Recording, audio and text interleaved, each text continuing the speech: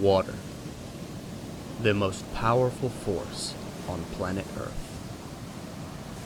And yet, despite its abundance, it is shrouded in mystery. From the depths, a duelist shall rise and unlock the sheer force that lies beneath the waves.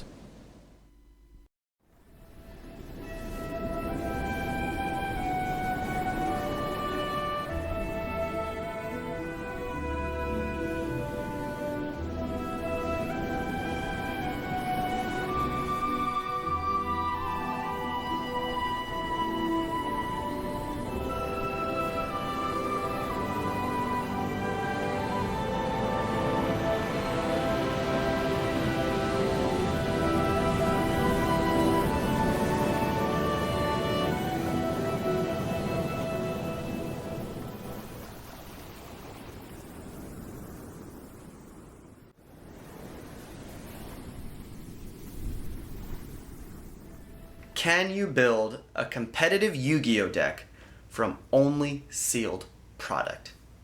Following in the footsteps of Nim Nim and Rev's Cards, shout out to them both, the masters of the art.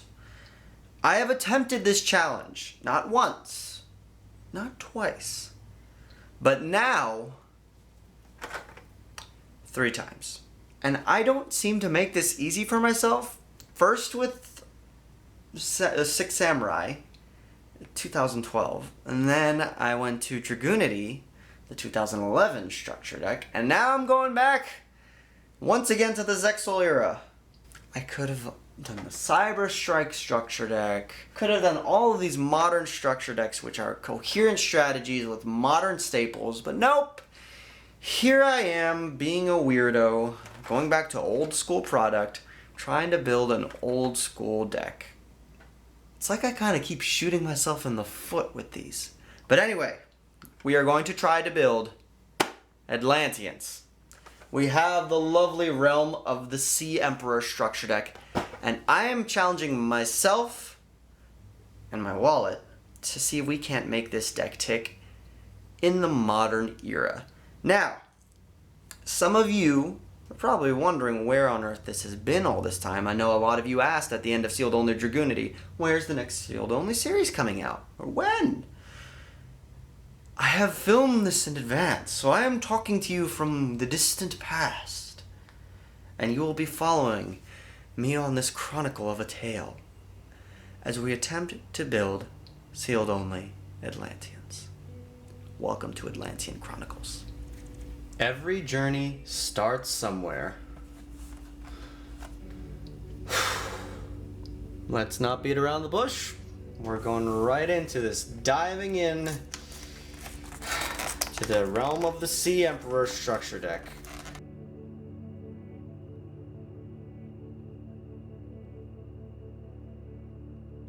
Poseidra the Atlantean Dragon.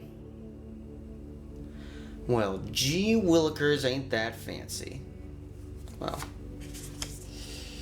Atlantean Dragoons. Call of the Atlanteans. Those are my only hollows. Atlantean Marksman. Atlantean Heavy Infantry. So, spell, trap removal, monster removal, yada yada. Atlantean Pikemen. Atlantean Attack Squad. And that rounds out the Atlanteans. Okay, Lost Blue Breaker, very, very weird back row removal. Armed Sea Hunter, which is a decent battler. Spine Gilman. Deep Sea Diva, that is a power hit. That is actually a power hit. That is definitely something that we want 3 of. Mermaid Archer. Kodaris, interestingly enough, is some form of removal. War of Atlantis, I think it gets us to our Legendary Ocean. Abyss Soldier is kind of one of our only ways we can really proc the Atlanteans at the moment. Screech, which is a search target, which is... Snowman's a man-eater bug. Nightmare Penguin is not terrible. It is a bounce. Same with Penguin Soldier. Maybe if we want to end up going like the Penguin route, that's an option. We have those options. Deep Sea Diver is a very slow searcher. Reese the Ice Mistress. Mother Grizzly is a floater for the Rapkas, just a battle shenanigan reduction of attack removal. 2 legendary oceans and a terraforming, so we want to have the terraforming route. Water hazard, just spam the field. Aqua jet, which just boots up. Surface is good. Moray of Greed, so we have Monster Reborn. We have draw power and mulliganing our hand. Salvage to help fix our graveyard. Dark Hole, which is removal. Big Wave, Small Wave. Aegis the Ocean Lord, Forgotten Temple of the Tornado Wall. Torrential Tribute is a good common. Spiritual Water Art, Gravity Bind, Poseidon Wave. If we want to hand loop people the very slow way, but we've got some machinations of stuff to work with. Obviously, Dragoons, Deep Sea Diva, those are some of our big hits. We have Moray. We have the workings of the basics of a good water strategy. It's just a matter of slowly but surely building this deck from sealed product.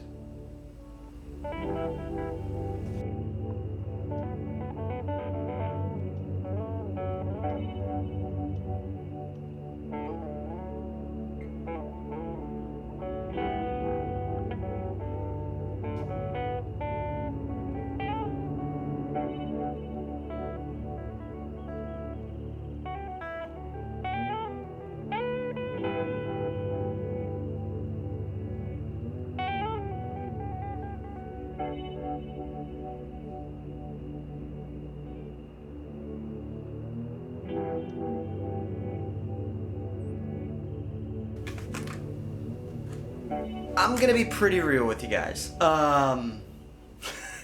This is episode 1. This structure deck is from the Xyz era, and it doesn't come with any Xyz monsters. I've got some good cards that will take me a long way, like Dragoons, like I guess Dark Hole is a going second option, like Deep Sea Diva is a great starter card. I have pieces of the skeleton that I'm going to need. Unfortunately, I've got other stuff. Like a legendary ocean engine. Or having other cards, like having to rely on Poseidon as my boss monster. While the artwork is cool, the summoning condition is lackluster. And this deck is mostly just riding on Penguin Soldier set. Hopefully my opponent runs into it, I can bounce, and then I can start poking with Marksman, spamming out more Atlanteans, and getting a cheesy win. But in reality, yeah, this is Abyss Soldier, normal summon, hope that I can pop off a little bit, pass. But hey, it's episode 1. This is a legitimate challenge, and I welcome it. So, with that being said, let's see how this deck does, and how good or how badly I'm going to either sink or swim. Alright, so let's go ahead and jump into match number 1.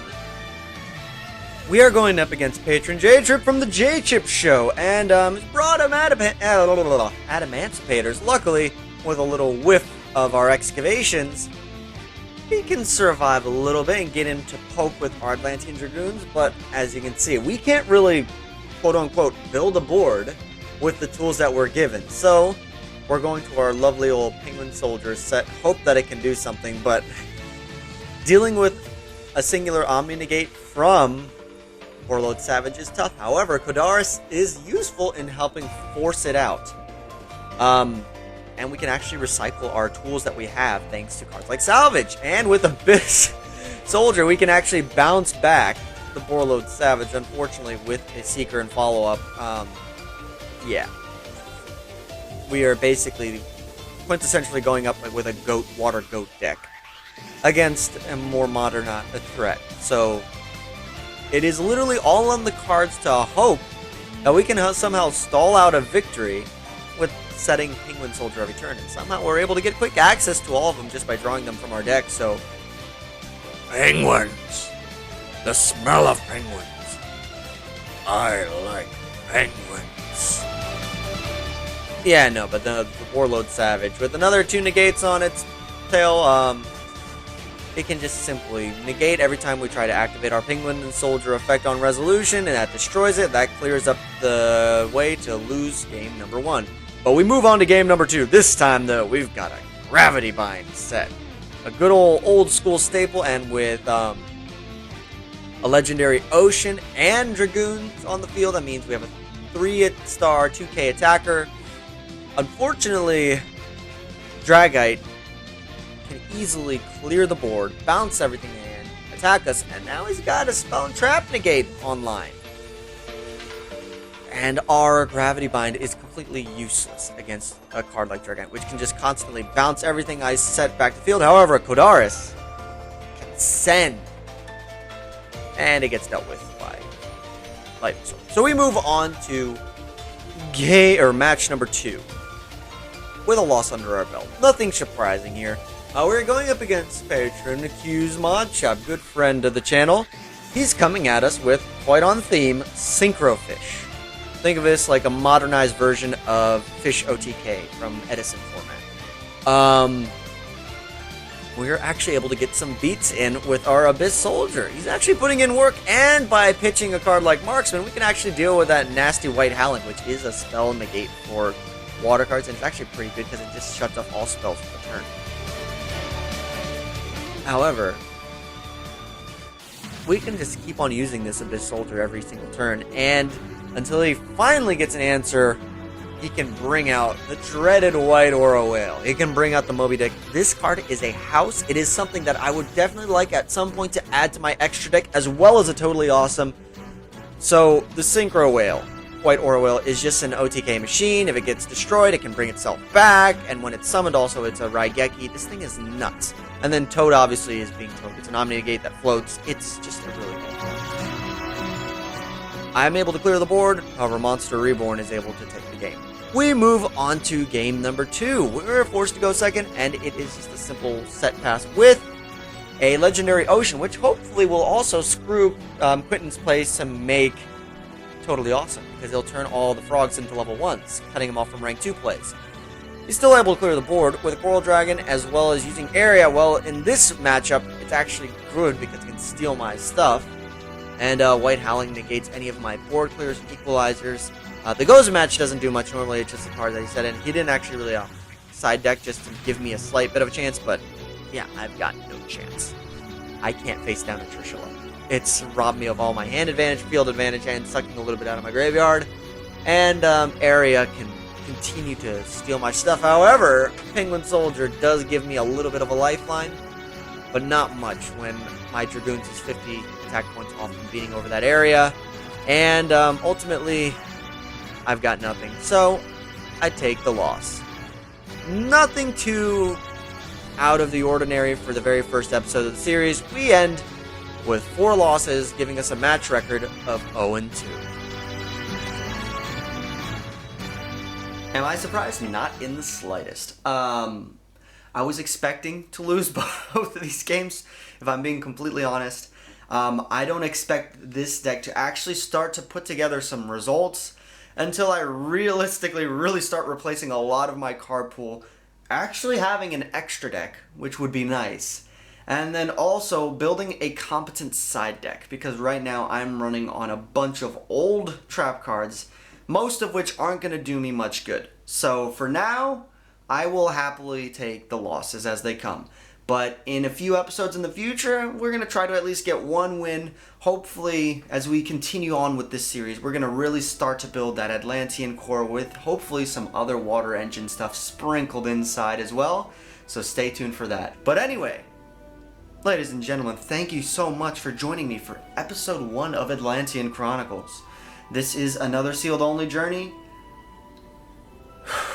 Who knows where the tides will take us, but be sure to like, comment, and subscribe, and I will see you in the next episode.